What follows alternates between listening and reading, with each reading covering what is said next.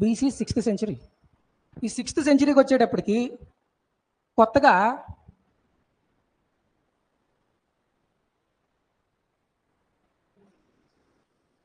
ఒక 62 రిలీజియన్లు స్టార్ట్ అయ్యి కొత్త మతాలు ఆవిర్భవించాయన్నమాట ప్రపంచం మొత్తం మీద. మన ఇండియాలో first Jainism, Buddhism, Ajivika religion, Charvaka religion, Buddhism, Ajivika, Jainism. ఇవి 4 గురించి ఎక్కువ మాట్లాడుకుంటాం. ఈ రెండాటిలో ఇంకా ఈ రెండాటి గురించి ఎక్కువగా మాట్లాడతాం. అసలు ఈ రిలీజియన్స్ ఎస్టాబ్లిష్ అవ్వడానికి రీజన్ ఏంటి? What are the reason for origin of new religions? First point, domination of Brahmins. 2, invention of iron. 3, usury business, వడ్డీ వ్యాపారం. వడ్డీ మీద చక్రవడ్డీ, చక్రవడ్డీ మీద భూచక్రవడ్డీ మీద విష్ణు చక్రవడ్డీ. ఇలాంటి కొన్ని రీజన్స్ వల్ల కొత్త మతాలు ఆవిర్భవించడానికి కారణమయ్యాయి అన్నమాట. అందులో మనం మాట్లాడాల్సింది జైనిజం గురించి ఫస్ట్. ఈ 4 ద ఏన్షియంట్ రిలీజియన్ ఏదంటే జైనిజం. ఓకే.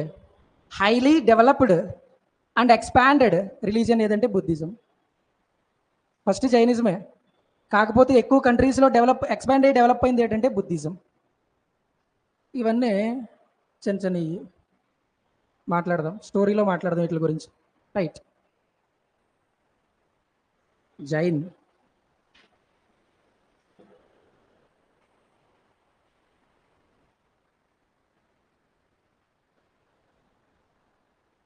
జైనిజం.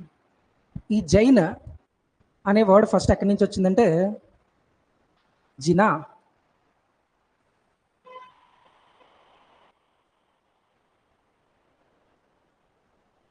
ఈ వర్డ్ నుంచి వచ్చింది అనమాట, జినా. ఈ జినా అంటే ఎవరంటే ద స్పిరిచువల్ విక్టర్ అంటారు. ఈయన్నే అన్నీ గెలిచేస్తాడు, ఇంకా కోరికలు అన్నిటినీ జయించేస్తాడు. ఓకేనా? కోరుకుంటేనే దుఃఖం ఉంటుంది. అలాంటి కోరికనే జయించామనుకో ఇంక దుఃఖం ఎక్కడ ఉంటుంది అడిగి? అలాంటి వాడిని జినా అని పిలుస్తారనమాట. Okay. He's a spiritual victor. And ఇంకా ఎలా పిలుస్తామంటే a liberated great teacher.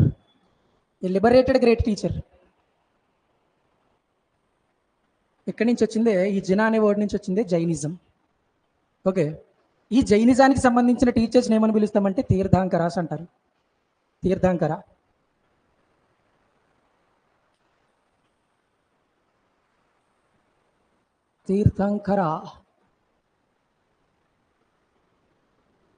Okay. ఈ తీర్థంకర ఎవరంటే ద గ్రేట్ ప్రీచర్ ఆఫ్ ధర్మ. ఎవడైతే ధర్మాన్ని అత్యున్నత స్థాయిలో బోధిస్తాడో వాడు తీర్థంకర. తీర్థంకర అవ్వాలంటే చాలా స్టేజ్లు దాటాల్సి ఉంటుంది. ఓకే. 14 స్టేజ్లు ఉంటాయి మొత్తం. ఆ 14 స్టేజ్ని దాటిన తర్వాత వాడు కేవలి అవుతాడనమాట. కేవలి అంటే ఇంక ఎలాంటి కోరికలు ఉండవు వాడికి. వాడి దేహం మీద కానీ ఫిజికల్గా కానీ ఇంకా ఎలాంటి కోరికలు ఉండవు. అలాంటి వాళ్ళు కేవలి అని పిలుస్తారనమాట. Kevali. One who own all the desires is called Kevali. Kevali stage అంటాం దీన్ని.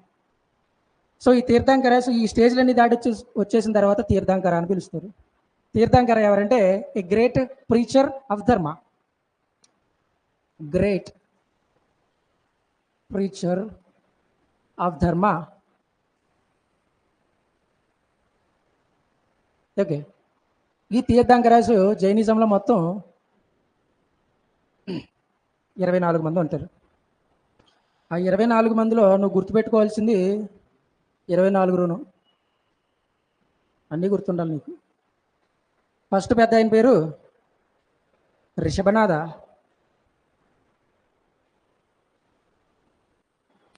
సింబల్స్ చాలా చాలా ఇంపార్టెంట్.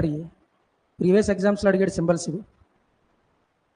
రిషభనాథ ఫస్ట్ తీర్థంకర. ఈయన సింబల్ ఏదంటే ఆక్స్, లేకపోతే బుల్, ఎద్దు. రెండో ఆయన పేరు అజీతనాథ. ఈయన సింబల్ ఎలిఫెంట్. నెక్స్ట్ సంభవనాథ. ఈయన దేని మీద ఎక్కాడంటే హార్స్ రైడర్. నెక్స్ట్ అభినందనాథ. ఈ పెద్ద ఆయన మంకీ. అభినందనాథది సింబల్ ఏదంటే మంకీ. నెక్స్ట్ సుమతీనాథ. ఈయన సింబల్ బ్లూ లోటస్, నీలి కమలం అంటాం అన్నమాట, blue lotus. Next Padmaprabha lotus, just lotus.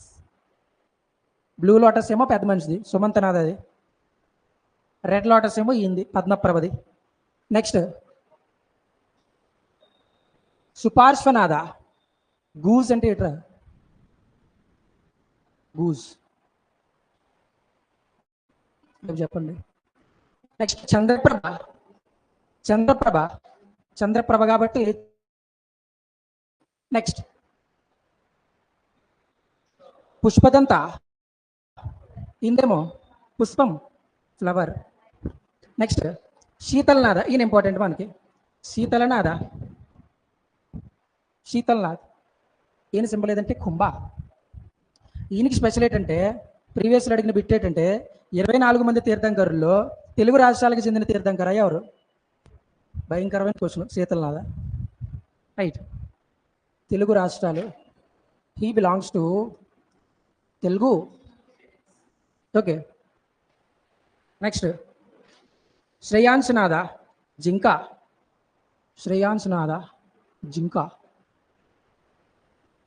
Next Vimalanatha. Vulture, రాబందు. నెక్స్ట్ అనంతనాథ. సిఫ్. ధర్మనాథ, చెట్టు. కుంతునాథ, బెల్. సబ్స్క్రైబ్ చేసుకున్న బెల్ అన్నమాట. నెక్స్ట్ సంభవనాథ, విల్లు, బో. ఇంకా శ్రమణ. ఏడిది సింబల్ ఇది?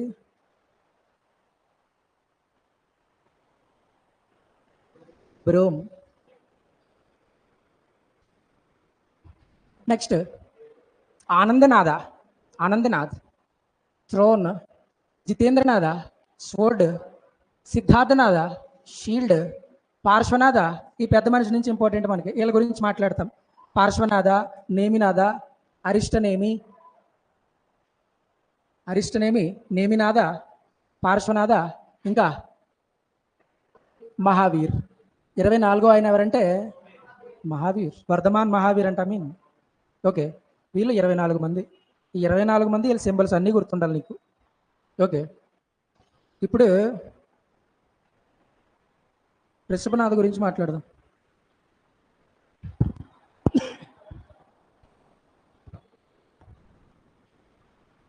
రిషభనాథ్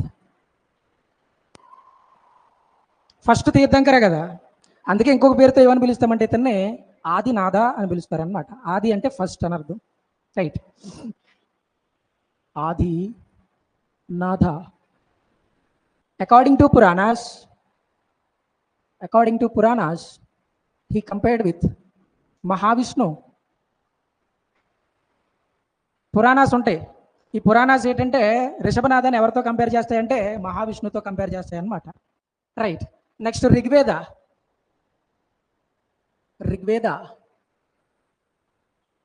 ఋగ్వేదం ఏం చెప్తుందంటే, ఋగ్వేదాలో ప్రస్తావించిన ఏకైక తీర్థంకర ఎవడంటే Rishabhanatha was one and only Tirthankara mentioned in Rigveda. Right. ఈ ఋగ్వేద ఏం చెప్పిందంటే Rishabhanatha founder of Jainism. According to Rigveda the founder of Jainism రిషభనాథకు కూతురు ఉంటుంది. ఆవిడ పేరే బ్రాహ్మి.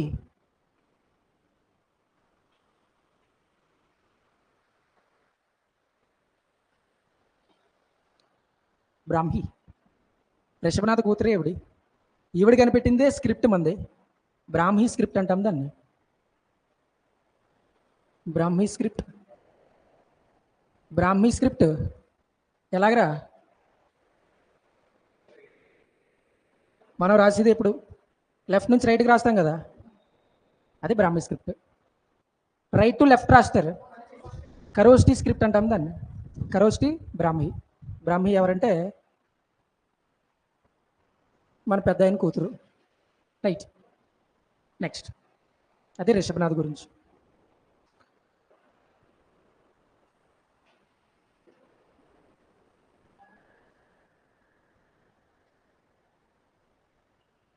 నెక్స్ట్ ఎన్నో ఆర్డర్? 23 పార్శ్వనాథ. ఈయన స్పెషాలిటీ ఏంటంటే ఇలాగ యోగులు అయిపోయిన వాళ్ళందరూ ఎవరంటే పెద్ద పెద్ద రాజు కొడుకులే. గౌతమ్ బుద్ధ కానీ, మహావీర్ కానీ, మన పార్శ్వనాథ్ కానీ తిండి లేక బయటకు వచ్చేసి జ్ఞానోదయం పొందిన వాళ్ళు కాదు వీళ్ళందరూ. రైట్. వాళ్ళ లగ్జరీని మొత్తం అంతా వదిలేసి వచ్చి జ్ఞానోదయం పొందిన వాళ్ళు అనమాట. ఈ పెద్దయిన పార్శ్వనాథ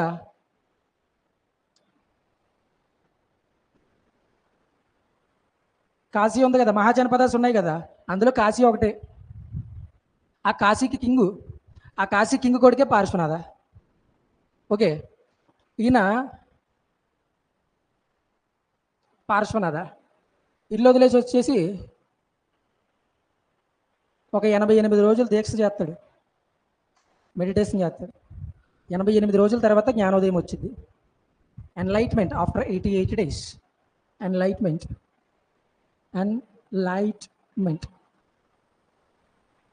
ఓకే. ఏదైనా జ్ఞానోదయం వచ్చిన తర్వాత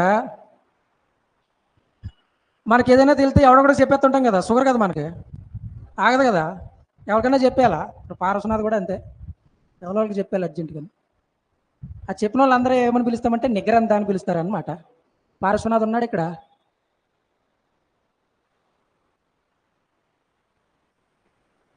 పార్శ్వనాథ జ్ఞానోదయాన్ని ఎవరికైతే అందించాడో, ఎవరికైతే టీచ్ చేశాడో వాళ్ళందరినీ ఏమని పిలుస్తారంటే నిగ్రంథులు, నిగ్రంథ. జైన మతానికి జైనిజం అనే పేరు రావడానికంటే ముందు ఒక పేరుంది, అదే ఇది నిగ్రంథ బ్రాంచ్ అంటారు దాన్ని. ఓకేనా. నెక్స్ట్ మరి వీళ్ళందరికీ నిగ్రంథాస్కి ఏం చెప్పేశాడు, ఏం చెప్పాడు చూడు. ఇది చాలా ఇంపార్టెంట్ రోజు. Parshvanatha he made 4-fold restraint. 4-fold restraint అంటాం దాన్ని. ఒక 4 చెప్పాడు. అదేంటంటే do not to take life. హింస చేయకూడదు, దేన్ని చంపకూడదు. 2 నాట్ అసత్యం, చెప్పమని కాదు, చెప్పొద్దని, సత్యమే పలకాలి ఎప్పుడును.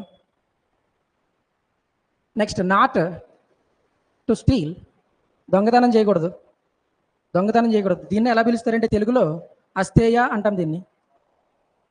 అస్థేయ, దొంగతనం చేయకూడదు. 4 not to have property, not to have property. దీన్నే తెలుగులో అపరిగ్రహ అంటారు. అపరిగ్రహ.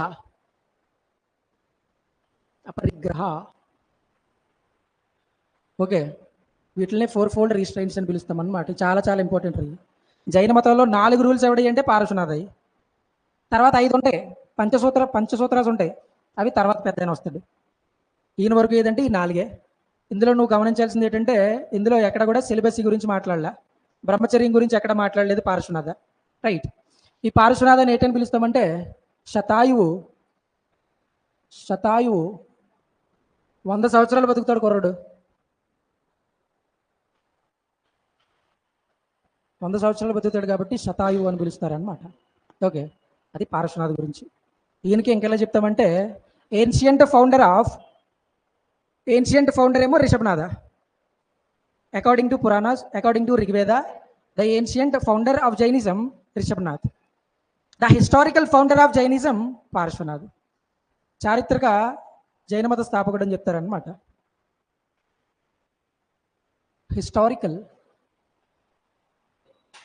Founder of Jainism, historical founder of Jainism. Okay. ఇది పార్శ్వనాథ్ వరకు. నెక్స్ట్ మహావీర్ గురించి మాట్లాడాలా, ఆయన గురించి ఎలా మాట్లాడాలా. ఇప్పుడు మీరు నోట్స్ రాసుకోవాలా. రాసుకోండి.